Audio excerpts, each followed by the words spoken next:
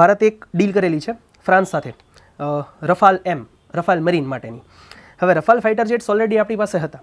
હવે એ વાયુસેના માટે છે, એટલે કે એરફોર્સ માટે છે. હવે આ ખાસ કરીને એટલે જ નામ આપેલું છે રફેલ એમ, એટલે કે મરીન. તો મરીન એટલે નેવી માટેના છે. અને ફાઇનલી 26 એરક્રાફ્ટ માટેની ડીલ થયેલી છે. અને ટોટલ પ્રોજેક્ટની કોસ્ટ છે 63,000 કરોડ. એટલે લગભગ એક રાફેલ છે ને 2400 કરોડનું પડશે એક ફાઇટર જેટ. એમાં સરકારે એક એપ્લિકેશન શરૂ કરેલી છે સચેત કરીને. સચેત એપ્લિકેશન છે એ નેશનલ ડિઝાસ્ટર મેનેજમેન્ટ ઓથોરિટીએ શરૂ કરેલી છે. તો અગેન નામ ઉપરથી સમજાઈ જાય કે ડિઝાસ્ટર કંઈ પણ પ્રાકૃતિક આપદાઓ આવે તો ત્યારે આ એપ્લિકેશનનો ઉપયોગ થઈ શકે.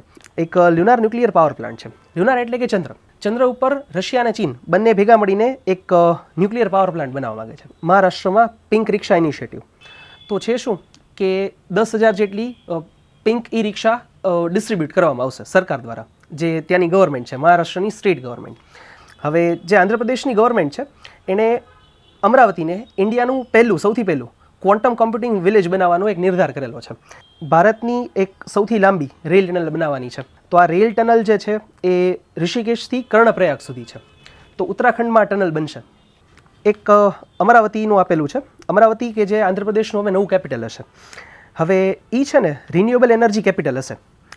તો આનો મતલબ શું થયો ખબર છે કે આખા સિટી અમરાવતી જે સિટી હશે, જે કંઈ પણ એની એનર્જી રિક્વાયરમેન્ટ હશે, એટલે ખાસ કરીને ઇલેક્ટ્રિસિટી, એ બધી રિન્યુએબલ સોર્સિસના માધ્યમથી પૂરી થશે. નમસ્કાર બધાને. એપ્રિલ કરંટ અફેર્સ પાર્ટ 3માં બધાનું સ્વાગત છે. ગઈકાલે આરએમસીની એક એક્ઝામ લેવાની હતી જુનિયર ક્લર્કની. આપણે નવેમ્બરથી કરંટ અફેર્સ રેગ્યુલર મૂકવાનું સ્ટાર્ટ કર્યું છે. નવેમ્બર, ડિસેમ્બર, જાન્યુઆરી, ફેબ્રુઆરી, માર્ચ અને એપ્રિલ, ટોટલ 5 મહિના થયા. તમે એ પેપર જોઈ શકશો. એક ક્વેશ્ચન લગભગ નથી કે જે આપણા કરંટ અફેર્સ ડિસ્કસ કરતા એની બહારનો હોય. બધા ટોટલ બધા ક્વેશ્ચન જે છે કરંટ અફેર્સના એમાંથી હતા. એટલે કરંટ અફેર્સ કેટલું ઇમ્પોર્ટન્ટ છે એ તમને કદાચ એના ઉપરથી ખ્યાલ આવી શકે. પણ ઓલમોસ્ટ તમે વાત કરેલી કે બધા લગભગ બિગિનર્સ છો, તો શું હજી થોડો એટલો બધો આઈડિયા ન હોય. એટલે જેમ તમે પ્રીવિયસ યરના ક્વેશ્ચન પેપર્સ, પ્રીવિયસ યર એટલે કે હમણાં લેવાયેલા છેલ્લા 3-4 મહિનાના, એ તમે રિફર કરશો ને તો ખ્યાલ આવશે કે કયા ક્વેશ્ચન્સ કઈ રીતે પૂછાતા હોય છે. ડન. તો આપણે કન્ટિન્યુ કરીએ લેક્ચરને. 13 નંબર ઉપર આવજો. એમાં એક મિશન આપેલું છે, અન્વેષણ નામ આપેલું છે એનું.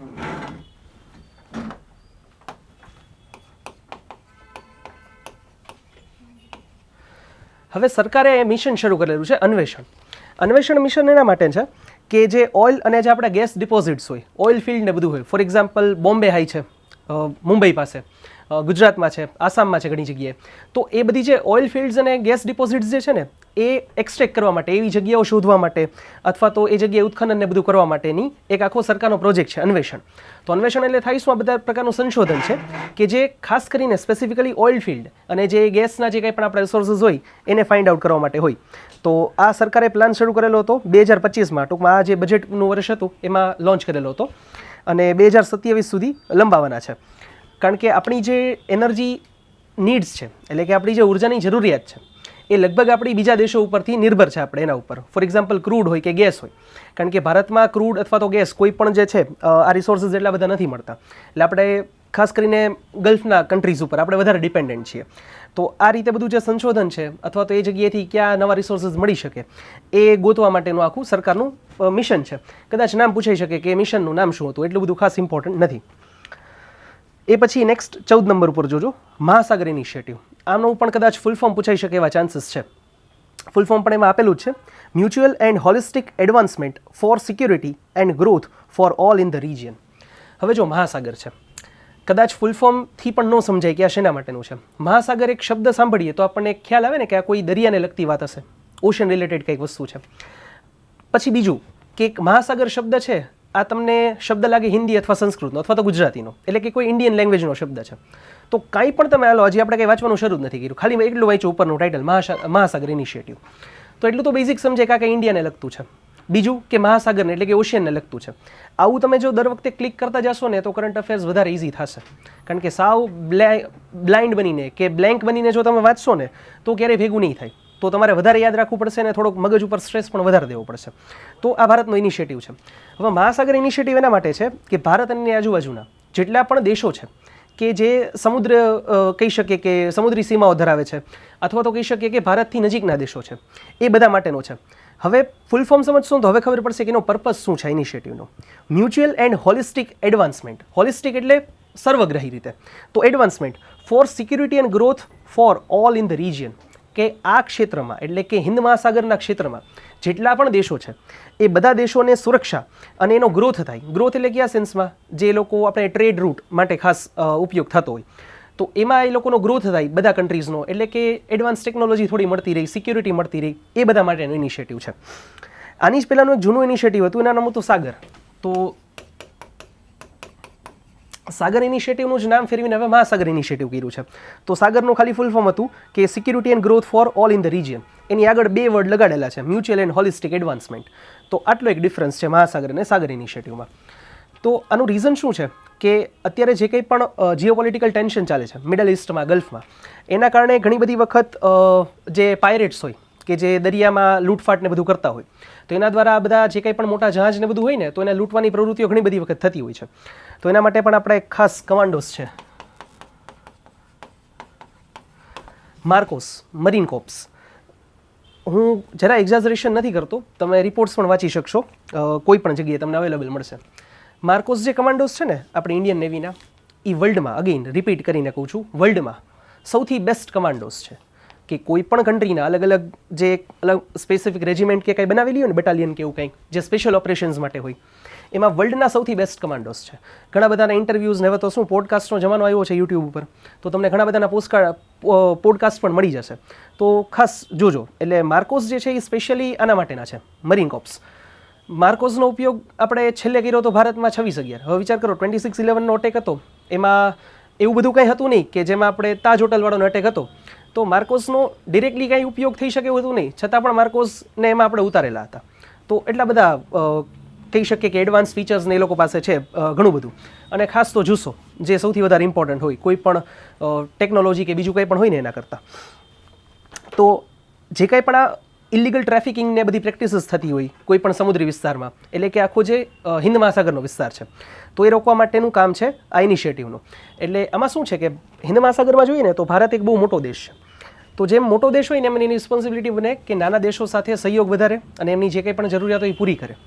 અમેરિકાએ આખા યુરોપને એના કંટ્રોલમાં લીધું છે, તેનું કારણ શું છે કે અમેરિકાની નીડ્સ ફૂલફિલ કરે છે, એના બદલામાં ટૂંકમાં આ પ્લે થઈ છે કંઈ. તો આ જીઓ પોલિટિકલ કહી શકીએ કે આખો ઇનિશિયેટિવ છે સરકારનો, કે એના દ્વારા બીજા દેશો સાથે એક સહયોગ વધારીને એ લોકોને પોતાની સાઈડ લેવાની વાત છે. તો આ એક ઇનિશિયેટિવ ખૂબ ઇમ્પોર્ટન્ટ છે કે જેમાં હિન્દ મહાસાગરની વાત કરીએ તો એશિયાને લગતા દેશો એટલે કે એશિયાના દેશો, મિડલ ઇસ્ટ એટલે કે ગલ્ફના કન્ટ્રીઝ અને આફ્રિકાના દેશો, આ ત્રણેય રિજનના દેશોનો આમાં સમાવેશ થાય છે. ઘણા બધા કન્ટ્રીઝ છે આમાં. પછી 15 નંબર જોજો, એક અમરાવતીનું આપેલું છે. અમરાવતી કે જે આંધ્રપ્રદેશનું હવે નવું કેપિટલ હશે. હવે એ છે ને રિન્યુએબલ એનર્જી કેપિટલ હશે. હવે રીઝન એ છે કે હમણાં સરકાર બદલાણી 2024માં ગયા વર્ષે આંધ્રપ્રદેશમાં. તો ત્યાં સુધી એવું હતું કે ત્યાં 3 અલગ અલગ કેપિટલ્સ બનાવવાની વાત હતી. વિશાખાપટ્ટનમ આંધ્રપ્રદેશ, અમરાવતી અને કુર્નુલ, 3 અલગ અલગ કેપિટલ બનાવવાની વાત હતી. પણ હવે ફાઇનલી ચંદ્રાબાબુ નાયડુ કે જે તેના સીએમ છે એને કહી દીધું કે ભાઈ કેપિટલ એક જ રહેશે અને એ હશે અમરાવતી. હવે અત્યારે કેન્દ્રમાં સરકારને આંધ્રપ્રદેશની ખૂબ જરૂર છે, ચંદ્રાબાબુ નાયડુની, કેમ કે એના સપોર્ટ ઉપર સેન્ટ્રલ ગવર્મેન્ટ ટકેલી છે. એનાને બિહારમાં નીતિશ કુમાર.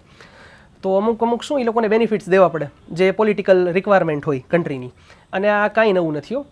આપણને શું છે કે એવું લાગે કે અત્યારે આપણી જે એજ છે ને, તો આપણને એવું લાગે કે ઓહો આવું બધું થાય છે, પણ આવું પાસ્ટમાં વર્ષો થયેલું છે અને થતું આવ્યું છે. આમાં કંઈ જ નવી વસ્તુ નથી કે જે કોઈ પણ પોલિટિકલ અલાયન્સ હોય તો એકબીજાની મદદ કરવા માટે આ બધું ચાલતું હોય. તો આંધ્રપ્રદેશનું જે આ સિટી છે એને ડેવલપ કરવાનું છે અને એ ભારતનું સૌથી પહેલું, જેમાં લખેલું છે કે રિન્યુએબલ એનર્જી કેપિટલ હશે. આ કન્સેપ્ટ એવો છે કે આખું જે સિટી છે ને એની જેટલી પણ જરૂરિયાત હશે ને એ રિન્યુએબલ એનર્જીના સોર્સથી ચાલશે. મતલબ શું થયો કે ફોર એક્ઝામ્પલ તમે સમજો કે રાજકોટ સિટી છે તો એને ઇલેક્ટ્રિસિટી જોઈએ છે, તો ઇલેક્ટ્રિસિટીનો સોર્સ શું હોય, ક્યાંથી મળે ઇલેક્ટ્રિસિટી, મેઇન સોર્સ શું હોય?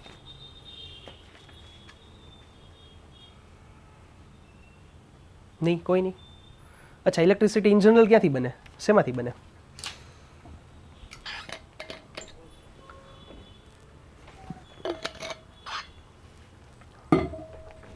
કોલસામાંથી. જે મેજર સોર્સ છે ઇલેક્ટ્રિસિટીનો ભારતમાં એ છે કોલસો. એટલે કોલસામાંથી એ રીતે ન બને, એને શું હોય કે કોલસાનો ઉપયોગ કરી એની વરાળ બને, ટર્બાઇન ફરે ને એમાંથી ઇલેક્ટ્રિસિટી બને. હવે કોલસો છે એ રિન્યુએબલ સોર્સ નથી, કારણ કે એ કાર્બન એમિશન કરે છે. તો આનો મતલબ શું થયો ખબર છે કે આખા સિટી, અમરાવતી જે સિટી હશે એ આખું સિટી જે કંઈ પણ એની એનર્જી રિક્વાયરમેન્ટ હશે, એટલે ખાસ કરીને ઇલેક્ટ્રિસિટી, એ બધી રિન્યુએબલ સોર્સિસના માધ્યમથી પૂરી થશે. એટલે કાં તો એ હાઇડ્રો ઇલેક્ટ્રિસિટી હશે કે હાઇડ્રો પાવર પ્લાન્ટ્સ મૂકીને ડેમમાં ટર્બાઇન ફેરવીને, કાં તો સોલાર એનર્જી, સોલાર પેનલ હશે, અને ત્રીજું હશે વિન્ડ. તો આ 3 માધ્યમથી જેની ઇલેક્ટ્રિસિટી જે એની રિક્વાયરમેન્ટ છે એ પૂરી થશે. એટલા માટે આ ભારતનું સૌથી પહેલું સિટી બનશે. હજી બનતા વાર લાગશે. એમાં એવું છે કે આપણે કોઈ પોલિટિકલ પાર્ટી કે વ્યક્તિના વખાણ નથી કરતા, પણ ચંદ્રબાબુ નાયડુ છે એ આમ વિઝનરી માણસ છે. હૈદરાબાદને જે ટેકનોલોજીકલ હબ એને જે બનાવ્યું ને, ટેક હબ, એ બનાવવામાં સૌથી મોટો રોલ હતો ચંદ્રબાબુ નાયડુનો. કારણ કે 2000ના વર્ષમાં, ટૂંકમાં 1990s થી લઈને 2000માં, જ્યારે એટલું બધું ઇન્ડિયામાં જે સ્કોપ નહોતો ટેકનોલોજીનો એ બધોનો, તો ત્યારે એને આઈટી હબ બનાવ્યું હતું. બેંગ્લોર હતું અને સાથે પેરેલલ બનાવ્યું હૈદરાબાદને. તો એમાં સૌથી મોટો રોલ હતો ચંદ્રબાબુ નાયડુનો. હવે હૈદરાબાદ વહી ગયું છે તેલંગાણામાં. હવે આંધ્રપ્રદેશમાં કોઈ એવું મોટું સિટી નથી કે જેને ડેવલપ કરી શકાય. તો ચંદ્રબાબુ નાયડુએ જે હવે નવું કેપિટલ બનાવવાના છે અમરાવતી, તો હવે રિન્યુએબલનો જમાનો છે. હવે 25 વર્ષ વયા ગયા એને જે ટેક હબ બનાવ્યું હતું ને એને. તો હવે શું કર્યું કે આઈટીનો તો જમાનો ચાલે જ છે અને હવે જૂનું થઈ ગયું. નવું શું છે તો રિન્યુએબલ એનર્જી. તો કંઈક એવું નવું કરો કે જેનાથી આવું કંઈક સિટી બનાવો કે જેનાથી ઇન્ટરનેશનલ ઇન્વેસ્ટમેન્ટ આવે, બહારની કંપનીઝ અહીંયા આવે. તો એના માટે એમનો ઇનિશિયેટિવ છે કે આખું જે સિટી છે એ રિન્યુએબલ સોર્સિસ ઉપરથી ચાલશે. અને એમનો આ જે ગોલ છે એ 2050 સુધીનો છે કે લગભગ 2050 સુધીમાં આખું જે સિટી છે એ આ રીતે ચાલતું થઈ જશે અને એની જે કંઈ પણ રિક્વાયરમેન્ટ હશે એ આ રીતે ફૂલફિલ થશે. પછી 17 નંબર ઉપર આવજો. એક છે પ્રોજેક્ટ સી ક્યોર.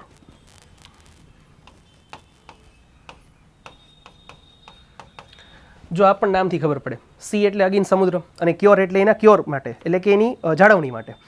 હવે આ છે ને એ ઇંગ્લેન્ડનો ઇનિશિયેટિવ છે. ક્લાઇમેટ ચેન્જના કારણે જે સમુદ્રમાં આપણને જે પ્રોબ્લેમ્સ જોવા મળે છે, એટલે કે જે સમુદ્રી જીવો છે, એક્વેટિક એનિમલ્સ, એ બધાની જે સ્પીસીસ છે એને ખતરો છે.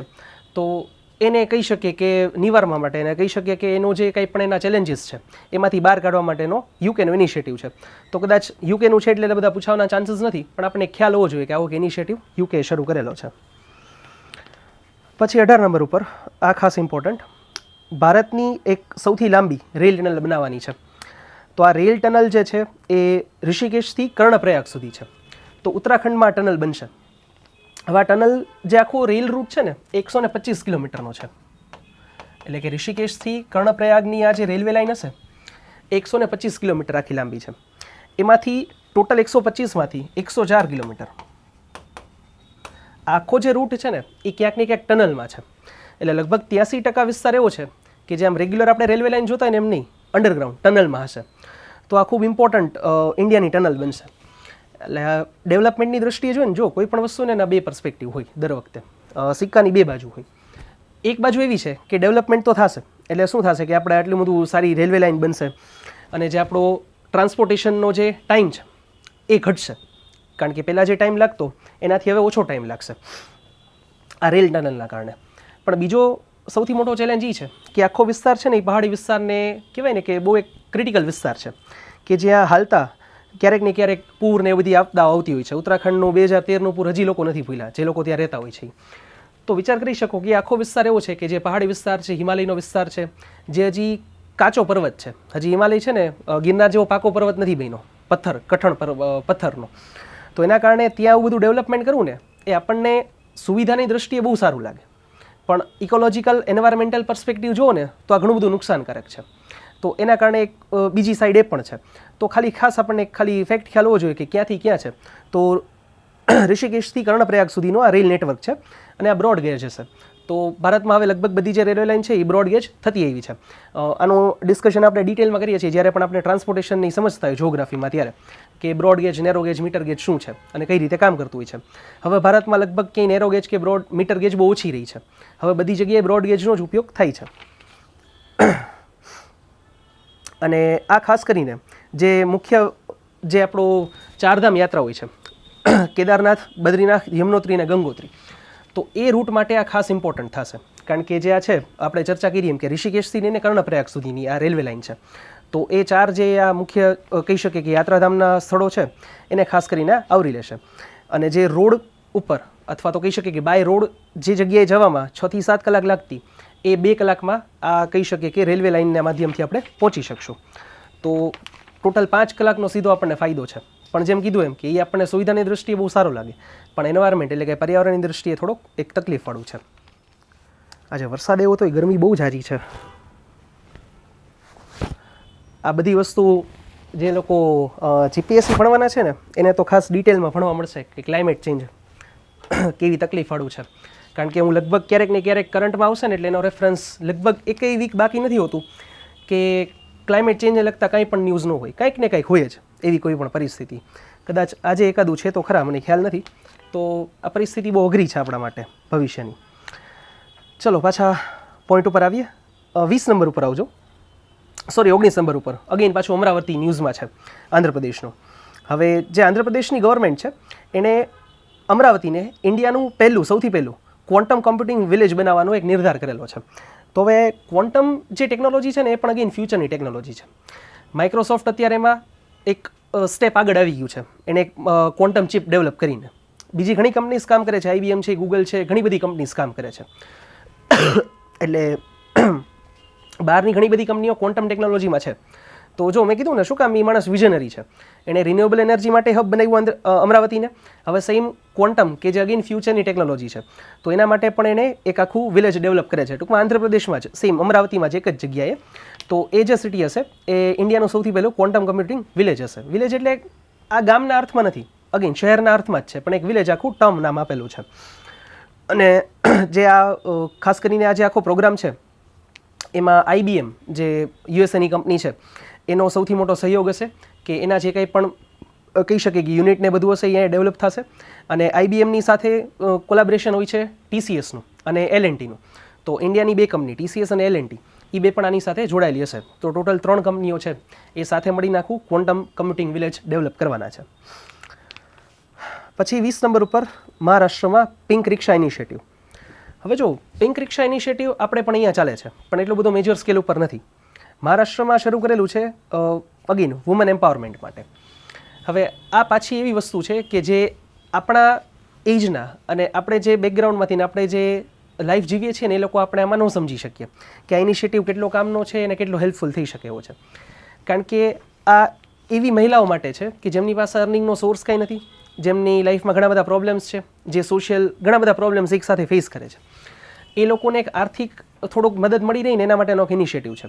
તો છે શું કે 10,000 જેટલી પિંક ઈ રિક્ષા ડિસ્ટ્રીબ્યુટ કરવામાં આવશે સરકાર દ્વારા, જે ત્યાંની ગવર્મેન્ટ છે, મહારાષ્ટ્રની સ્ટેટ ગવર્મેન્ટ.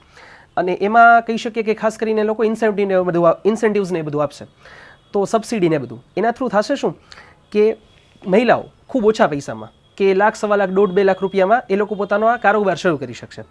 હવે ઈ રિક્ષાનો કારોબાર એ લોકો એ રીતે રાખશે કે જ્યાં પણ ટુરિઝમના સ્પોટ્સ છે, ખાસ કરીને મહારાષ્ટ્રમાં, કે ટુરિઝમ માટે જે ખાસ જગ્યાઓ હોય તો ત્યાં શું હોય કે ટ્રાન્સપોર્ટેશનની ફ્રીક્વન્ટ રિક્વાયરમેન્ટ રહેતી હોય.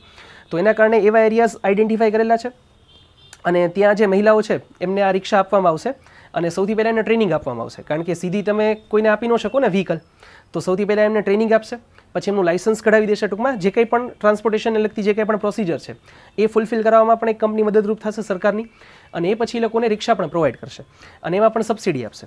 તો શું થાય કે એક મિનિમલ કોસ્ટ ઉપર, અને એમાં પણ લોન આપશે. ધારો કે ફોર એક્ઝામ્પલ કોઈ મહિલા છે કે જેની પાસે જે બેઝિક રિક્વાયરમેન્ટ છે અમાઉન્ટ 1.5-2 લાખની, સબસિડી ને બધું બાદ થયા પછી એ પણ નથી, તો એના માટે સરકાર જે છે ત્યાંની સ્ટેટ ગવર્મેન્ટ એ ખૂબ ઓછા ટકે 3-4% લોન પણ આપશે. જો 3-4% એટલે બહુ મિનિમલ કહી શકીએ કે અમાઉન્ટ કહેવાય, પર્સન્ટેજ કહેવાય. કારણ કે બાકી લોન 8, 10, 15, 20 પર્સનલ લોન હોય તો બહુ વધારે પર્સન્ટેજમાં મળતી હોય, અને એમાંય તમે આપણે કોઈ બેંક કે કોઈ એવી ચેનલ થ્રુ બારોબારથી લીધા હોય તો એમાં પણ એનો રેટ ઘણો બધો વધારે હોઈ શકે. તો આ એક ઓછા કોસ્ટ ઉપર એ લોકોને લોન મળી રહી અને આ બધું થઈ શકે એના માટેનો આખો ઇનિશિયેટિવ છે. અને ખાસ કરીને મુંબઈ અને પુણે આ બે એક મોટા સિટી આઈડેન્ટિફાઈ કરેલા છે, કારણ કે ત્યાં સૌથી વધારે રિક્વાયરમેન્ટ રહેતી હોય છે. અને એ સિવાય પણ આખા મહારાષ્ટ્રમાં આખો ઇનિશિયેટિવ લેવાશે. અને આ જે ઇનિશિયેટિવ છે એમાં ટાર્ગેટેડ ફિમેલ કઈ વુમેન છે, તો જેમની એજ ગ્રુપ છે 20 થી 50, અને પર્ટિક્યુલરલી એવી મહિલાઓ કે જે વિડો અથવા ડિવોર્સી છે, કે જેમને જે વિધવાઓ છે અથવા તો જેમના છૂટાછેડા થઈ ગયેલા છે, ટૂંકમાં સોશિયલ પ્રોબ્લેમ્સ જે ફેસ કરે છે ને એ મહિલાઓ છે. નોર્મલ મહિલાઓને ટાર્ગેટ કરીને નથી બનાવેલી. તો એના કારણે એ લોકોને થોડુંક આર્થિક નિર્ભરતા કોઈ ઉપર, બીજા ઉપર, ફેમિલીઝ ઉપર ઓછી રહી અને પોતે સ્વાવલંબી બની શકે એના માટેનો સરકારનો આખો ઇનિશિયેટિવ છે.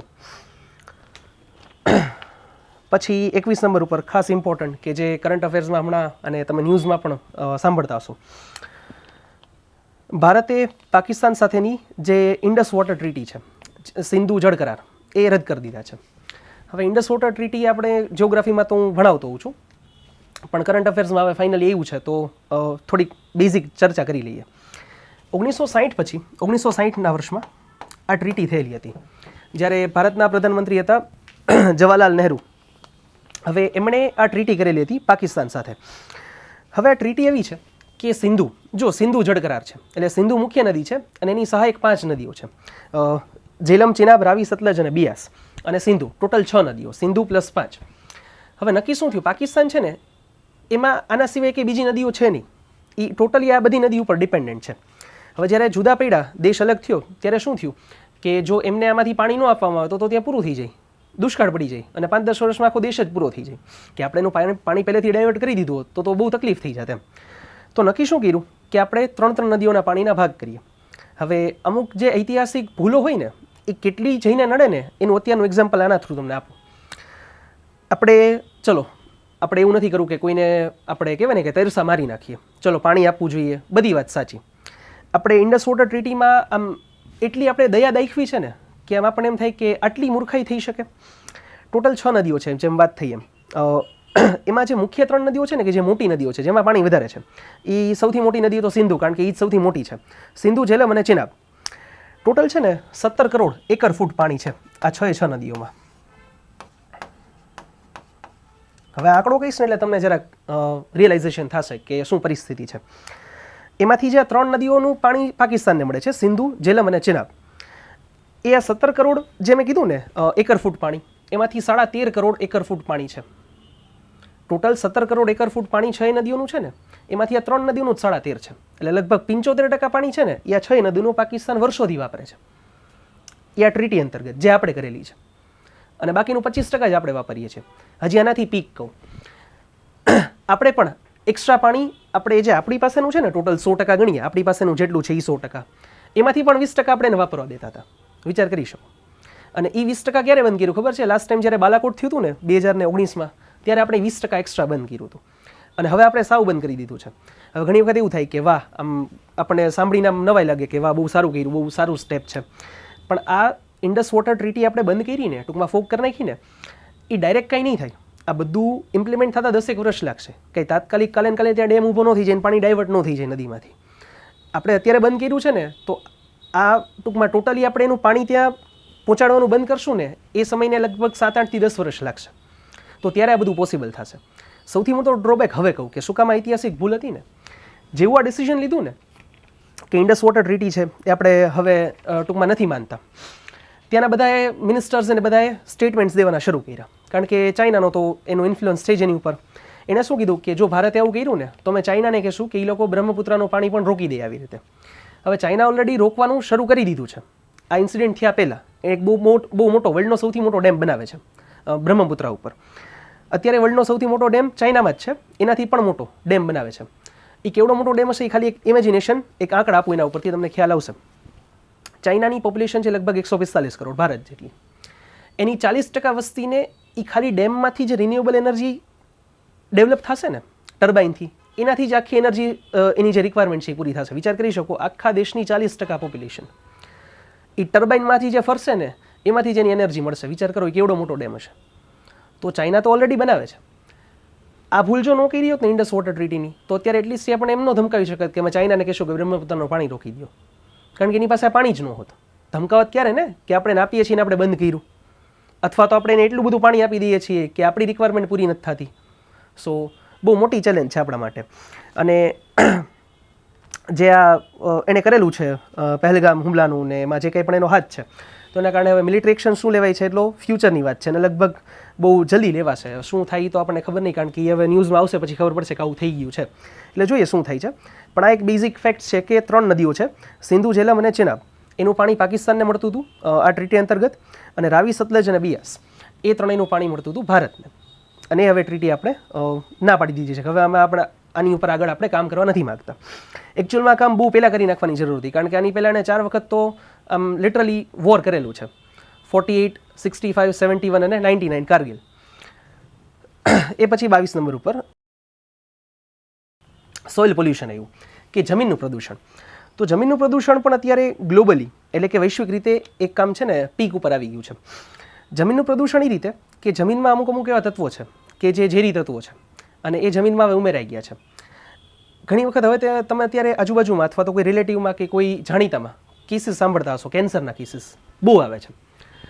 પહેલાં શું હતું, આપણે જ્યારે નાના હતા ને ત્યારે મને કદાચ ખ્યાલ હશે કે કેન્સર શબ્દ ત્યારે આવે કે જ્યારે એ છે ને એક બીમારી તો નહીં, બેડ હેબિટ સાથે જોડાયેલો હતો, કાં તો આલ્કોહોલ અથવા તો તમાકુ કે એવું કંઈ. આપણા મનમાં તમને કદાચ યાદ હશે કે તમે જ્યારે સ્કૂલમાં ભણતા ને ત્યારે એવી છાપ હતી કે કેન્સર કોને થાય, તો જેને આવી કોઈ તમાકુ કે એવી લગતી કોઈ બેડ હેબિટ્સ હોય ને એના કારણે થાય. હવે તો આપણે કેન્સર એવા લોકોને જોઈએ છે કે જેને કોઈ દિવસ કંઈ કન્ઝ્યુમ નથી કરેલું હતું. એનું કારણ શું છે? જમીનમાં જે બધા પેસ્ટિસાઇડ્સ ને બધું એડ થયેલું છે ને એ સૌથી મોટું કારણ છે, કે જે આ ઝેરી તત્વો છે કે જે જમીનમાં અત્યારે ઓલરેડી ભળી ગયા છે અને એ બધા તત્વો જ અલ્ટિમેટલી પાકમાં આવે છે અને એ જ પાક આપણે ખાઈએ છીએ. ટૂંકમાં જે કંઈ પણ ઉગે છે અને પેસ્ટિસાઇડ્સ છે, ફાર્માસ્યુટિકલ, આ બધી જે કંઈ પણ દવાઓ છે, તો એના કારણે આપણને સૌથી વધારે ચેલેન્જ છે. અને આખા ગ્લોબલ સર્વે છે કે કઈ જગ્યાએ કેટલું નુકસાન થયેલું છે. તો મિડલ ઇસ્ટ, સાઉથ એશિયા અને સાઉથ ચાઇના આ બધામાં સૌથી મોટો પ્રોબ્લેમ છે. હવે એનું કારણ શું છે કે આપણી વસ્તી એટલી બધી વધી ગઈ કે આપણે આ બધા જે ખાતરો છે, ફર્ટિલાઇઝર અને પેસ્ટિસાઇડ્સ, એના વગર ચાલે એમ જ નથી. જો ફર્ટિલાઇઝર ઉપયોગ ન કરીને તો એટલું બધું પ્રોડક્શન જ નથી થાય એમ કે આપણે આપણી ભૂખ પણ સંતોષી શકીએ. તો એના કારણે આ પણ ઉપયોગ કરવો જરૂરી છે. એ ઉપયોગ કરશું એટલે થશે શું, આપણે જે કંઈ પણ અત્યારે લગભગ ખાઈએ છીએ એ કંઈ વસ્તુ પ્યોર નથી અને ઓર્ગેનિક ટોટલી જવા જઈએ ને તો એટલું પ્રોડક્શન નથી થાય એમ કે જેટલું આખી વસ્તીને આપણે ખવડાવી પીવડાવી શકીએ. તો બંને બાજુ બહુ મોટી ચેલેન્જ છે. લગભગ 14 થી 17% જે વર્લ્ડની ટોટલ જમીન છે જ્યાં ખેતી થાય છે એ પોઈઝનસ થઈ ચૂકી છે, કે જેમાં કહેવાય ને કે એટલા બધા તત્વો એમાં ઉમેરાઈ ગયા છે કે હવે જમીનને શુદ્ધ કરવી અશક્ય છે. અને એવી રીતે તત્વો આપેલા છે કે કેડમિયમ છે, અમુક આર્સેનિક ને બધા, તો એનું પ્રમાણ કેટલું છે, નિકલ, અને મેઇન આ 3 તત્વો છે. આખા આર્ટિકલ તમે વાંચશો ને ડિટેલમાં, કેડમિયમ, નિકલ અને આર્સેનિક. તો આ 3 એવા તત્વો છે કે જે ઝેરી છે અને આપણા માટે નુકસાનકારક છે. તો એનું પ્રમાણ આપેલું છે કે કેટલું હોવું જોઈએ અને કેટલું બધી જગ્યાએ વધી ગયું છે. તો એક આખો રિપોર્ટ ખાસ આપેલો છે, એ તમે વાંચશો તો તમને ડિટેલમાં જાણકારી મળશે. તો આશા કરીએ છીએ તમને પસંદ આવે છે લેક્ચર સિરીઝ. કોઈ ક્વેશ્ચન હોય કમેન્ટ સેક્શનમાં પૂછી લેજો. ચેનલ સબસ્ક્રાઇબ ન કરી હોય તો કરી લેજો. મિત્રો સાથે શેર કરવાનું ભૂલતા નહીં. અને આપણી બંધારણ લેક્ચર સિરીઝ આવી ગઈ છે, ન જોઈ હોય તો જોઈ લેજો. વૈદિક મેથ્સની લેક્ચર સિરીઝ મારા ફાધરની યુટ્યુબ ઉપર પડી છે, એ પણ જોઈ લેજો. બંનેના કોર્સીસ એપ્લિકેશન ઉપર આવી ગયા છે. ફક્ત આ 2 સબ્જેક્ટના કોર્સીસ પરચેસ કરી લેશો તો પણ તમારી આવનારી એક્ઝામ ક્લિયર કરવામાં 40% જેવી મદદ મળી જશે તમને. જીપીએસસી ક્લાસ 1ની પ્રિલિમ્સ કયો, એસટીઆઈની પ્રિલિમ્સ કયો, કે પછી પીએસઆઈ કોન્સ્ટેબલ કયો, તો બધી એક્ઝામમાં તમને ખૂબ કામ લાગશે. તો ન કર્યા હોય તો કોર્સીસ પરચેસ કરી લેજો, ખૂબ ફાયદો થશે તમને. કન્ટિન્યુ કરીએ છીએ આજના લેક્ચરથી. એ પછી નેક્સ્ટ આવજો 24 નંબર ઉપર. અગેન પાછી એક બીજી ટ્રીટી કે જે ભારત અને પાકિસ્તાન વચ્ચે થયેલી હતી. જ્યારે પહેલગામ અટેક પછી ભારતે ઇન્ડસ વોટર ટ્રીટીને કીધું કે હવે આપણે નથી એમાં આગળ કંઈ કામ કરવું, ત્યારે પાકિસ્તાને એના 2 દિવસ પછી એવું જાહેર કર્યું કે ભારત અને પાકિસ્તાન વચ્ચે 1972માં શિમલા અગ્રીમેન્ટ થયેલા હતા. 1971માં વોર એ લોકો હાર્યા ને એ પછી શિમલા અગ્રીમેન્ટ થયેલા હતા શિમલામાં, એટલે જ નામ છે એનું શિમલા અગ્રીમેન્ટ. હવે એમાં છે ને 5-6 અમુક આપણે ડિસિઝન્સ લીધા હતા. ડિસિઝન એટલે કે મ્યુચ્યુઅલ અન્ડરસ્ટેન્ડિંગ, કે હવે આપણે આવા સ્ટેપ્સ નહીં લઈએ એકબીજાની સામે. તો એમાં સૌથી પહેલું હતું કે ભારત અને પાકિસ્તાનના જે કંઈ પણ પ્રોબ્લેમ્સ હશે ને એમાં કોઈ થર્ડ પાર્ટી ઇન્વોલ્વ નહીં થાય. એટલે કે ના તો કોઈ ત્રીજો દેશ અથવા તો કોઈ ઇન્ટરનેશનલ ઓર્ગેનાઇઝેશન જેમ કે UN, એ ક્યારેય હવે ઇન્ટરફિયર નહીં કરે. આપણા પ્રોબ્લેમ છે એ આપણે મ્યુચ્યુઅલી પૂરા કરશું. ટૂંકમાં એમાં જે કંઈ પણ હશે એ જોશું. પછી હતું સીઝ ફાયર લાઇન, કે LOC, જે લાઇન ઓફ કંટ્રોલ છે કાશ્મીરમાં. એમાં એવું કીધું કે બે એકબીજાની રિસ્પેક્ટ કરશે, કે બેમાંથી કોઈ પણ કન્ટ્રી છે LOC ક્રોસ કરીને એકબીજાના દેશમાં કંઈ પણ સૈન્ય ગતિવિધિ નહીં કરે. એ સિવાય બીજા ઘણા બધા પોઈન્ટ્સ હતા, ડિપ્લોમેટિક, ઇકોનોમિક, જે કંઈ પણ કલ્ચરલ ને બધું છે, ટૂંકમાં આદર્શ વાતો હતી બધી. અને એ શિમલા અગ્રીમેન્ટ થયા હતા. સૌથી મોટો હતો ચોથો એક પોઈન્ટ. ભારત જ્યારે યુદ્ધ જીતું હતું ને 1971નું, ત્યારે વેસ્ટ બેંગાલ સાઈડ, કારણ કે ત્યારે બાંગ્લાદેશ નવો દેશ પણ બન્યો હતો, આપણી પાસે એ લોકોના સરેન્ડર કરાવેલા 93,000 સૈનિકો હતા. સેકન્ડ વર્લ્ડ વોર પછીનું સૌથી મોટું સરેન્ડર હતું આખા વર્લ્ડમાં, કે 93,000 સોલ્જર્સ એની પાસે હથિયાર હતા ને એણે મૂકી દીધા સરેન્ડર કરીને, કે અમે ફાઇટ કરવા કેપેબલ નથી, હારી જશું. એ 93,000 સોલ્જર્સ આપણે રાખેલા હતા એને ખવડાવવું પડ્યું એવું હતું. એ સોલ્જર્સ આપણી પાસે હતા અને એ પણ આપણે આપી દીધા. આના માટે એટલે હું ચારેય યુદ્ધો જે પાકિસ્તાન સાથે થયેલા છે અને ચાઇના સાથે એ વાંચતો હતો ને ડિટેલમાં, ત્યારે એક મસ્ત સ્ટેટમેન્ટ મેં કોકના લગભગ વાંચ્યું કે કોઈ જે સોલ્જર છે એમના મોઢે સાંભળ્યું, મને યાદ નથી એક્ઝેક્ટલી, એણે બહુ મસ્ત વાત કરી કે ભારતના સૈનિકો છે ને એમણે બધા યુદ્ધો છે ને યુદ્ધના મેદાન ઉપર જીતીને આપેલા છે. પણ ભારતની સરકાર છે ને, જો સરકાર એટલે કોઈ અત્યારની કે પહેલાંની સરકાર કોઈ નહીં, સરકાર એટલે સરકાર, ટૂંકમાં જે લેજિસ્લેચર છે સરકાર, એ બધા યુદ્ધો છે ને જ્યારે ટેબલ ઉપર હારી ગઈ છે. ટેબલ ઉપર હારી ગઈ એટલે કઈ રીતે? તમને એક્ઝામ્પલ આપું. 1948નું યુદ્ધ, ભારત જ્યારે પાકિસ્તાને અટેક કર્યો ત્યારે આપણે સેના મોકલી દીધી. જવાહરલાલ નહેરુએ કીધું કે અમે યુએનમાં જશું. જો એ ન ગયા હોત તો પીઓકે જેવી પરિસ્થિતિ જ ન હોત, આખું કાશ્મીર આપણું હોત. પહેલું યુદ્ધ આપણે ટેબલ ઉપર હાર્યા, સેના જીતીને આપવાની હતી, એ પહેલાં જ સરકારે રોકી લીધું. બીજું યુદ્ધ 1965નું, લાલ બહાદુર શાસ્ત્રી પ્રધાનમંત્રી હતા. હવે ત્યારે પણ પરિસ્થિતિ એવી હતી કે આપણે પાકિસ્તાનનો એરિયા ઘણો કેપ્ચર કરી લીધો હતો એ યુદ્ધમાં. આપણો એરિયા તો ઠીક છે, આપણે એનો કેપ્ચર કરી લીધો હતો. જે તાશ્કંદમાં અગ્રીમેન્ટ થયા એમાં આપણે નક્કી કર્યું કે આપણે એનો એરિયા પાછો આપી દેવાનો છે. ત્યારે પણ આપણી પાસે ચાન્સ હતો કે પીઓકે ખાલી કરાવી લઈએ. આપણે કહી શકતા હતા ને કે ચલો અમે તમારો એરિયા કેપ્ચર કર્યો છે એ આપી દઈએ, એક શરતે તમે પીઓકે ખાલી કરી નાખો, અમે તમારો એરિયા ખાલી કરી નાખીએ. ન કરવો હોય તો અમે તમારો એરિયા રાખીએ છીએ, તમે પીઓકે રાખો. એ પણ ન કરી શક્યા. સેમ વસ્તુ 71. ચલો 65નું યુદ્ધ એવું હતું કે એ સમયે અમેરિકા અને રશિયા બેનું પ્રેશર હતું ભારત ઉપર, અને ભારત જરાય આત્મનિર્ભર નહોતું. ઇવન આપણું જે ખાવાના જે ધાન આવતું હતું ને, જો ઘઉં ચોખા, એ પણ વિદેશથી આવતા હતા. એટલે 65માં આપણે એક એક્સેપ્શન કેસમાં જવા દઈએ કે ત્યારે પરિસ્થિતિ નહોતી આપણે નેગોશિએશન કરવાની. 71નું વોર હતું ને ત્યારે ભારતની પરિસ્થિતિ ખૂબ સારી હતી કમ્પેરેટિવલી. ત્યારે નેગોશિએશન કરીને થઈ શકતું હતું કે પીઓકે ખાલી કરાવી શકતા હતા કે 93,000 છે અમે બધાને મારી નાખશું અને આપણે તો શાંતિ ને, 93,000 લોકો તો આપણે નડવાવાળા નહીં હોય પછી. તો એ પણ આપણે ન કર્યું. ત્યારે પણ આપણી પાસે એનો ઘણો એરિયા કેપ્ચર કરેલો હતો, સેમ 65ની જેમ. એરિયા પાછો આપ્યો, સૈનિકો પાછા આપ્યા, પણ આપણે એની પાસેથી આપણી જે વસ્તુ એ લોકો લીધેલી છે ને એ આપણે પાછી નથી લીધી. અગેન ટેબલ ઉપર વોર હાર્યા આપણે. ઇન્દિરા ગાંધી ત્યારે તો પ્રધાનમંત્રી પણ એટલા સક્ષમ હતા છતાં પણ. ચોથું યુદ્ધ કારગિલ. કારગિલમાં પણ આપણે જીતા, ત્યારે પણ આપણે પાકિસ્તાન પાસે પીઓકે ખાલી કરાવી શકતા હતા, એ ન કરાવ્યું. એટલે જો આમાં કોઈ પણ એક પાર્ટીની વાત નથી કે આ પાર્ટી આમ કર્યું, આ પાર્ટીએ, લગભગ બધી પાર્ટીની ગવર્મેન્ટ હતી જ્યારે પણ વોર થયું ત્યારે. અને વ્યક્તિ વિશેષ પણ નથી કોઈ કે એક જ પ્રધાનમંત્રી રહ્યા હોય, તો વ્યક્તિ પણ અલગ લેતા, પાર્ટી પણ અલગ અલગ હતી. ઇવન 2001માં પાર્લામેન્ટમાં અટેક કરી ગયા. વિચાર કરો કે કોઈ દેશની બાજુનો દેશ એની પાર્લામેન્ટ ઉપર અટેક કરી જાય અને પછી પણ આપણે કંઈ જ રિએક્ટ ન કર્યું. અને જો એ અટેક સક્સેસફુલ નહોતો, એ લોકોનો તો પ્લાન હતો કે હોસ્ટેજ બનાવવા, મેમ્બર ઓફ પાર્લામેન્ટ 5-10ને પકડીને રાખવાના હતા અને એની બદલામાં ઘણું બધું માગવાના હતા. એ તો સક્સેસફુલ ન થયું. પણ વિચાર કરી શકો કે પાર્લામેન્ટ સુધી ઘૂસી ગયા છે લોકો કે જે જ્યાંથી આખો દેશ ચાલતો હોય, અને છતાં પણ આપણે કાંઈ ન કરીએ અને હજી જવા દઈએ તો પછી આપણી મૂર્ખામી છે. અને ભારત ચાણક્યનો દેશ છે અને એ જો આવી મૂર્ખામી કરે તો પછી કંઈ બીજું કંઈ કહેવા જેવું જ ન રહી. એટલે અગેન સિમલા જે એગ્રીમેન્ટ છે એ પણ ન્યૂઝમાં હતું કે એવા પાકિસ્તાને કીધું છે કે અમે હવે સિમલા એગ્રીમેન્ટ નથી માનતા. એનો મતલબ શું થયો? એવું કહે છે કે હવે અમે એલઓસીને નથી માનતા, હવે અમે ગમે ત્યારે અટેક કરી શકશું. આ જે એગ્રીમેન્ટ છે એણે ડિસરિસ્પેક્ટ કરવાનું શરૂ કર્યું. એનો મતલબ શું થયો? કે હવે એ પણ ગમે ત્યારે વોર શરૂ કરી શકે એમ છે. આવું ખાલી દેખાડવા માગે છે, બાકી એની પાસે કાંઈ નથી. હમણાં આગળ જોશું એક ડિફેન્સનો આખો એક રિપોર્ટ છે કે કોનું એક્સપેન્ડિચર કેટલું છે, તો એની પાસે કાંઈ જ નથી. એ ખાલી ડરાવવા માગે છે. એને પોતાની ખબર છે કે આપણું કાંઈ આવે એમ નથી. છેલ્લા 4 વોરમાં કંઈ નહોતું ભેગું થયું, તો અત્યારે તો શું થશે? એટલે બસ એ લોકો થોડુંક પ્રેશરાઇઝ કરે છે આપણને, પણ જોઈએ આગળ શું થાય છે. પછી 26 નંબર પર આવજો. એક લ્યુનાર ન્યુક્લિયર પાવર પ્લાન્ટ છે. લ્યુનાર એટલે કે ચંદ્ર. ચંદ્ર ઉપર રશિયા અને ચીન બંને ભેગા મળીને એક ન્યુક્લિયર પાવર પ્લાન્ટ બનાવવા માગે છે. હવે ન્યુક્લિયર ટેકનોલોજી શું હોય છે, પાવર પ્લાન્ટ શું હોય છે, આપણે સાયન્સ એન્ડ ટેકમાં ડિસ્કસ કરીએ છીએ. પણ બેઝિક વસ્તુ એ છે કે ન્યુક્લિયર એનર્જી થ્રુ કહી શકીએ કે ઉર્જા મેળવવાની વાત છે, એટલે કે ઇલેક્ટ્રિસિટી મેળવવાની વાત. તો પૃથ્વી ઉપર તો ન્યુક્લિયર પાવર પ્લાન્ટ બનાવવા અમે કહેવાય ને કે બહુ અઘરો હોય છે. હવે ચાઇના અને રશિયા એવું વિચારે છે કે ચંદ્ર ઉપર બનાવો, કારણ કે ચંદ્ર ઉપર એ લોકો વિચારે છે કે ત્યાં સંશોધનને બધું થઈ શકે, ત્યાં સોસાયટી વિકસાવી શકાય, આખું એક કોલોની વિકસાવી શકાય. તો એ બધાને ઇનિશિયેટિવથી આ શરૂ કર્યું છે. હવે અત્યારે બહુ ટ્રાયલ ફેઝમાં છે. Trial phase in the sense કે હજી કાગળ ઉપર છે કે આવું કંઈક બનાવવું છે. બહુ જ અઘરી વસ્તુ છે અને બહુ ઝાઝો ટાઈમ લાગી જાય એવી વસ્તુ છે. એટલે આજે કદાચ વાત કરું છું ને, આ ન્યુક્લિયર પાવર પ્લાન્ટ શરૂ થઈ જાય અને એનર્જી મળવાની શરૂ થાય ને, એને ઓછામાં ઓછા 20 થી 25 વર્ષ લાગે, ઓછામાં ઓછા. કે બધું આમ આઈડિયલ સ્પીડે અને એ લોકોની એક્સપેક્ટેડ સ્પીડે ચાલશે ને તો પણ 20-25 વર્ષ લાગશે. એટલે જોઈએ ફ્યુચરમાં શું થઈ શકે. કદાચ ખાલી પૂછાઈ શકે કે કયા બે દેશ સાથે મળીને નક્કી કરેલું છે કે ચંદ્ર ઉપર ન્યુક્લિયર પાવર પ્લાન્ટ શરૂ કરો, તો રશિયા અને ચાઇના. એ પછી 27 નંબર ઉપર જે આ પરિસ્થિતિ થઈ છે અત્યારે ભારત પાકિસ્તાનની, તો બંને દેશો અત્યારે કંઈક ને કંઈક શસ્ત્ર પરીક્ષણ કરે છે.